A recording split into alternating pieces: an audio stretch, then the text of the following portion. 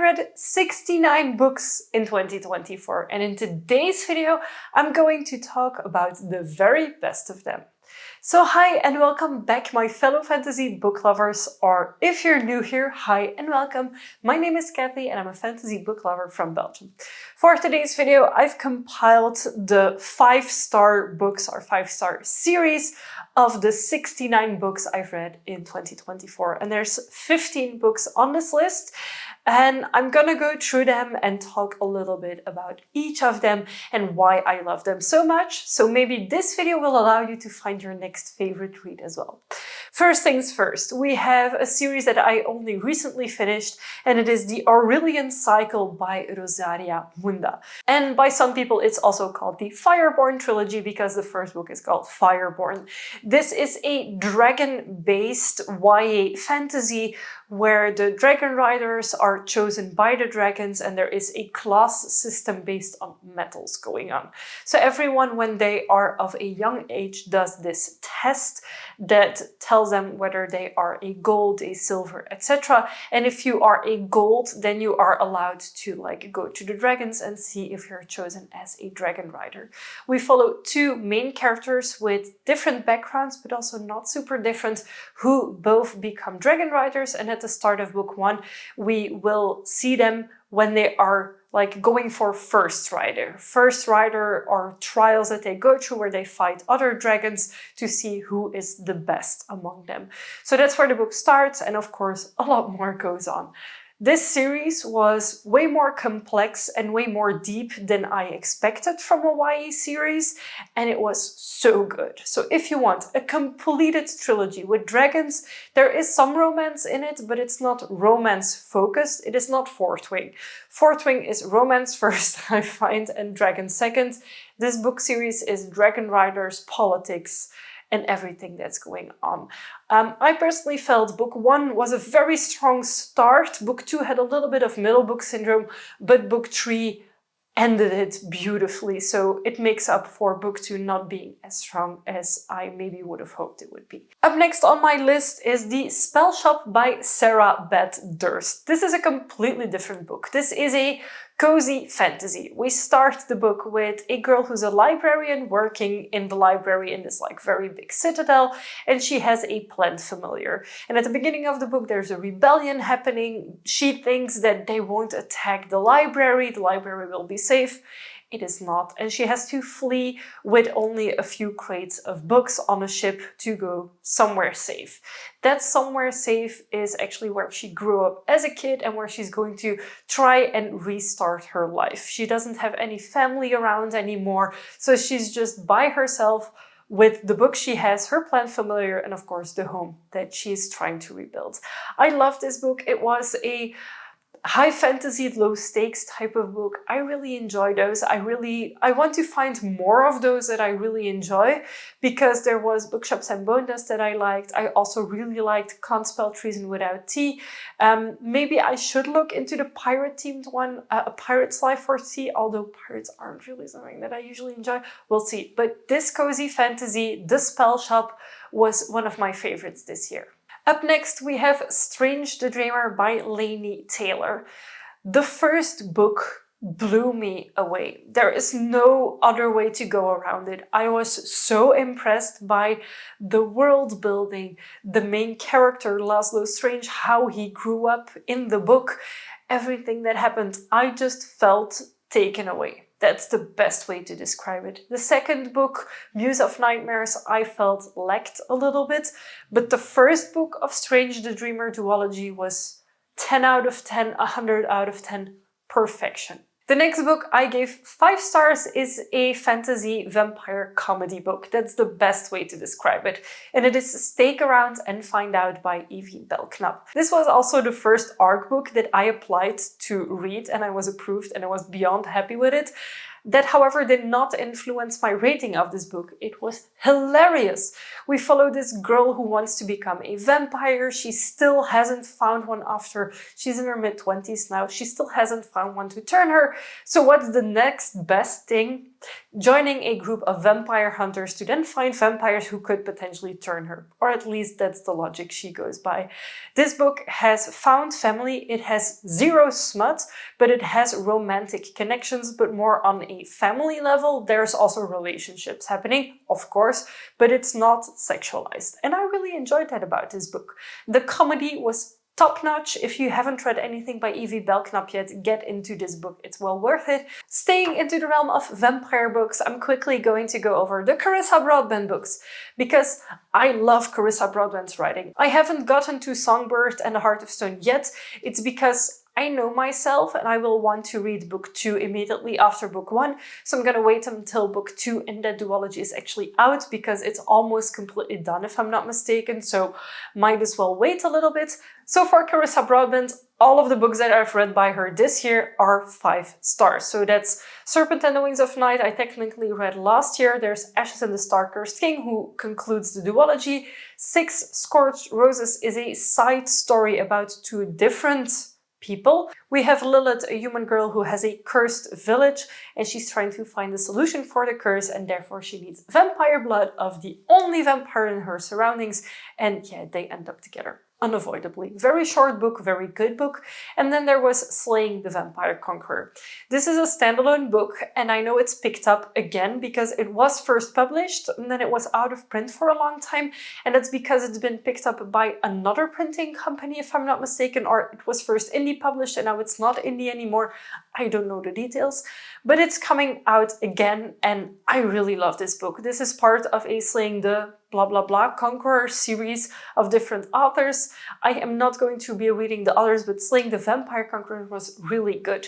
We have a girl who is part of a coven of like assassins, witches kind of, and she is tasked with an assassination as she feels a wave coming over her country and they are being invaded by vampires. And she wants to kill this vampire conqueror on the spot there, but she's held back by her coven.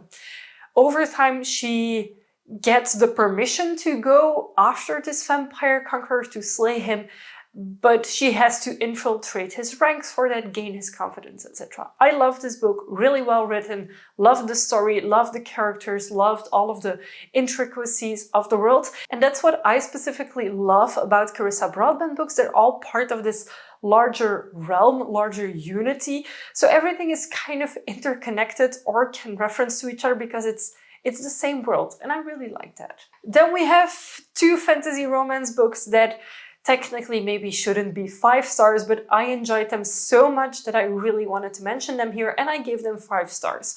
Now, I want to quickly mention, I read this as in-between reads. They are not the most beautifully written books ever. They are not like highlights of like writing or anything, but I love them so much.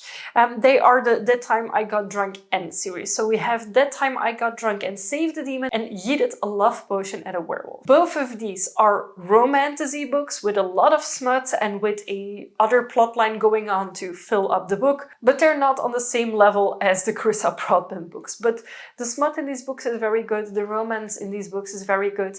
There are different body shapes, different types of creatures than usually romances are evolving about. And I love these books so much because I relate to the main characters more than I do in Akotar, for example. I cannot relate to Akotar at all, not in the slightest. I am very tall, I am not skinny, and I feel with That Time I Got Drunk and series that I feel there's more representation of bodies the way bodies normally are. Another romantasy book that I gave 5 stars is The Court of Dragons and Vows by G. Bailey. This is a Why Choose Romance with Dragon Shifters series. Now, book 1 is a great setup. There's a trial, or a female main character has to get through that trial. All fun and games. We get the introductions to all of the characters, but nothing more happens in book 1. In book 2, the spice starts arriving, and I was all in for that. Book 3 and 4 are rather disappointing, not gonna lie, and book 5 I only recently just got, so I'm not sure if it's gonna be as good.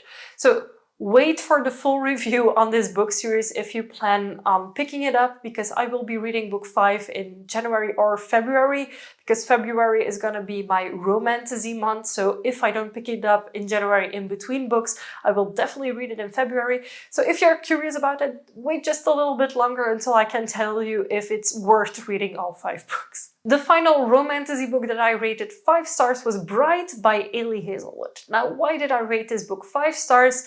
Not because, again, it's the best book in the world. No, I just really enjoyed it at the time that I read it.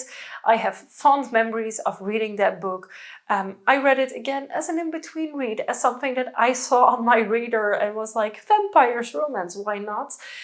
In this book, we have our female main character who, as a kid, has been used as collateral. And collateral is kind of a peacekeeping between factions. So you have humans, werewolves, and vampires. And she has been selected between the vampires and the humans to serve as collateral. So she was kind of raised and did her school with humans, and a human kid in her stead was staying with the vampires.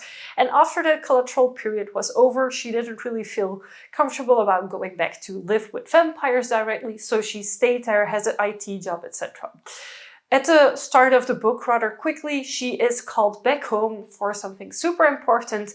Turns out she's been selected yet again to be collateral, but this time for an alliance between vampires and werewolves, which means she has to marry the alpha male of the local werewolf clan.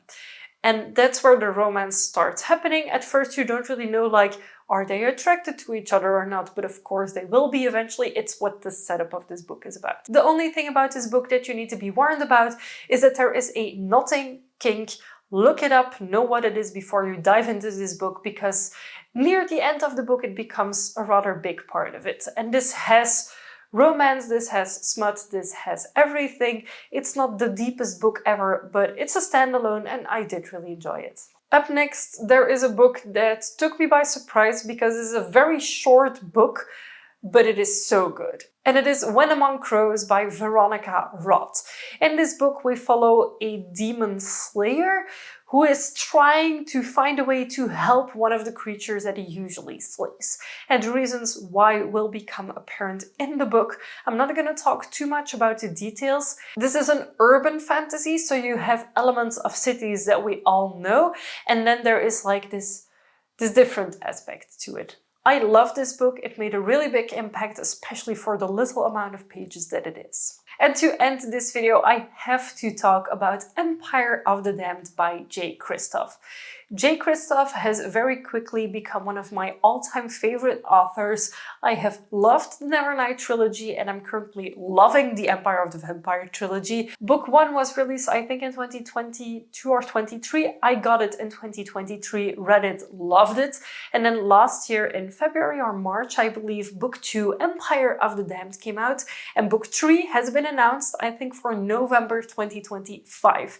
So we're getting Book 3 this year. Yes. Now, these are chunks of books. They are the books I have on display here. I have special editions of them. I don't have another author that I own this many books by as J. Kristoff, and that's saying a lot. If you haven't heard anything about Empire of the Vampire, Empire of the Damned yet, it is a dystopian world type situation where day's death has happened. What is day's death? It is permanent night kind of situation. The day is dead. There is no sun, there's permanent clouds, it's always like gloomy, nothing grows anymore, people are depressed, and there is vampires. Now you have vampires that are the evil type of vampires that kill humans, drink their blood, kill other creatures, etc. There's also changelings in these books, so werewolf type situations and others. And then you also have humans, of course, that are mostly used as cattle. And we also have a group that call themselves the Silver Saints. And the Silver Saints is an order that is actually the offspring of vampires, but don't want to become evil like their ancestors. Instead, they want to fight them, and they have other ways of consuming blood than actually killing people for it. And in these books, we follow our main character, Gabriel de Leon, who is the last Silver Saint. At the beginning of book 1, he's captured, he is in prison, and he is being interviewed by his capturer vampire about his life. And that is how the setup of the book is. So it is interview style, which means that it allows them to jump from one time to the other. I feel, however, that's very clear because there is like interactions and them asking something and then you jump to somewhere else and then it goes back to the main storyline. It is very, very well written. The first book blew me away. The second book was not as good as book one, but because book one was so good, it's very hard to live up to that expectation. In book two, we continue on the story of the Silver Saint and how he ended up being the last of them.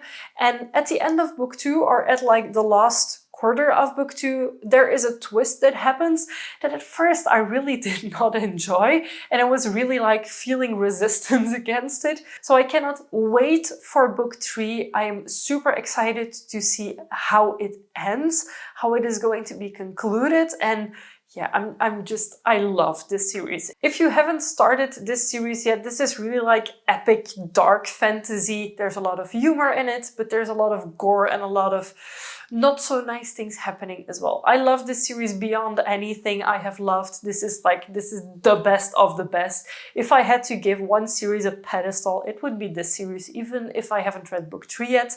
I cannot stop recommending these. If you want to start reading them, they are chunks of books. But at the start of book two, there is a synopsis of book one and where it ended. Yes, finally, books who take into account that you maybe not want to reread the entire thing.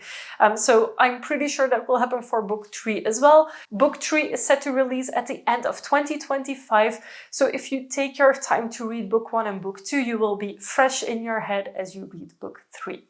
And we'll see at the end of 2025 if book three in this series ends up living up to its expectation and ends up on this list as well, but then for 2025, of course. So these were the books that I loved most out of all of the books I've read during 2024. And I will, of course, also be making the counterpart to this video with the books I liked the least. So stick around for that. Feel free to let me know in a comment down below which books were your favorites during 2024. I would love to know because I have found some of my new favorite reads thanks to your comments. If you enjoyed this video, feel free to give it a big thumbs up. And of course, if you haven't already and you'd like to be, feel free to subscribe to my channel. I make new videos every week and I would love to have you for every single one of them. Thank you so much for watching and happy reading. Bye!